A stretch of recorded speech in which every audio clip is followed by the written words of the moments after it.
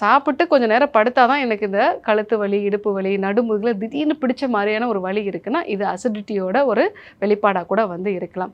அதே மாரி இந்த வலி வந்து உங்களுக்கு ஏதாவது ஒரு ஒர்க் அவுட்லாம் பண்றோம், இல்ல வந்து நடக்கிறோம், ஒரு அசைவு குடுக்கும்போது அந்த வலி வருதுன்னா, அது தசை சார்ந்த வலி.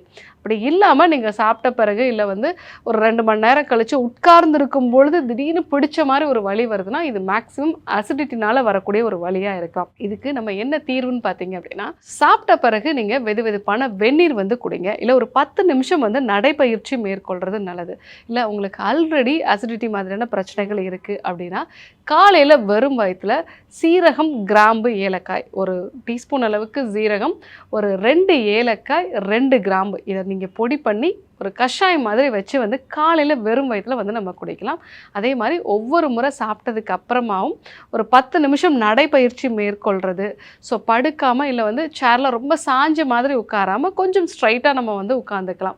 ஸோ அந்த மாரி நம்ம வந்து ஃபாலோ பண்ணோம் அப்படின்னா, இந்த மாதிரியான வலிகள் வந்து வராம தடுக்கலாம். ஏன்னா நாளடைவுல இந்த வலிகள் வந்து தசைகள்ல பலகீனத்த வந்து உண்டாக்கி உங்களுடைய அதாவது டிஸ்க்ல வந்து ப்ராப்ளம் வர்றதுக்கு நெறைய வாய்ப்புகள் இருக்கு. ஸோ அதனால தான் ஆரம்ப கட்டத்திலே இந்த செரிமான கோளாறுகள நம்ம சரி செஞ்சுட்டோம் அப்படின்னா, அது தொடர்ந்து கழுத்து வலியா வந்து உருவாகுறது, அது நரம்புகள்ல வந்து பிரச்சனைய உருவாக்குறது, இல்ல நடுமுதுகுல வந்து வலிய உருவாக்குறது, இந்த மாதிரியான பிரச்சனைகள்லாம் வராம தடுக்கலாம்.